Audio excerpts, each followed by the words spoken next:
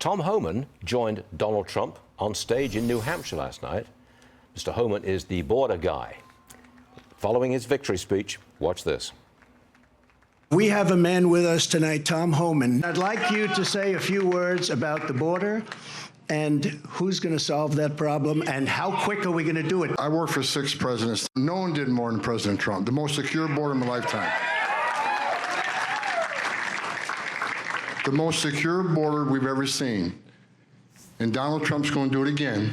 We're going to lock the border down, and we're going to protect Americans. The gentleman is back with us this morning. That will be Tom Homan, right-hand side of the screen. All right, Tom, let me get this clear.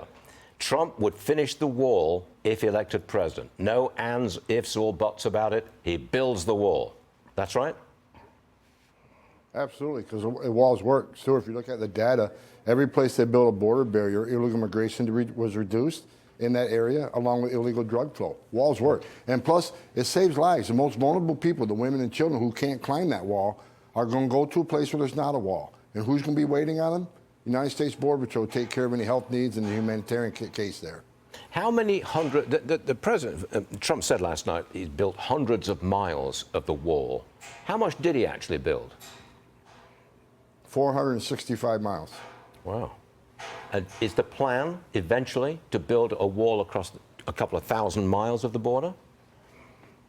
No, you can't build a wall in every area. Some of those areas you can't do it. Like the national park in the Marfa sector. I mean, there's ragged cliffs that you can't possibly build a wall on, but the cliffs themselves acts as a barrier. Then you got some flood zones in Texas where that wall needs to, the flood waters need to recede. So you got flood walls built that also act as a wall system, if you would. But there's parts of the wall that you're going to have to use technology because there's no possible way to build a wall in certain areas. But wherever it makes sense, it needs to be done because it makes a difference. The White House defended the Supreme Court ruling to allow federal agents to cut down, get rid of that razor wire at the Texas border.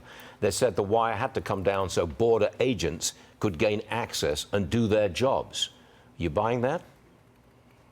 No, I disagree with that. Look, Governor Abbott's doing everything he can to secure the border. He's done more than anybody in this administration has done.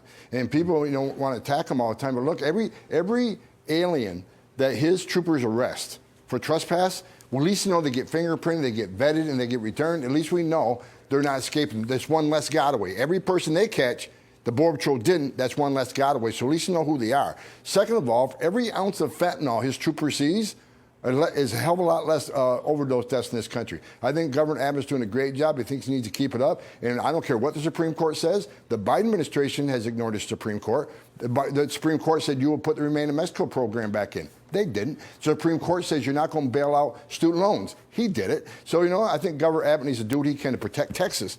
And when he does that, he protects the United States because fentanyl is making it to every town, city, and state in this nation. 112,000 overdose deaths. I think Governor Abbott's doing the right thing. Senate Minority Leader John Thune says Republicans are looking to detain and deport illegal migrants in this deal that's coming up. Watch this, please. Right now, the Biden administration's principal policy when it comes to the border has been catch and release.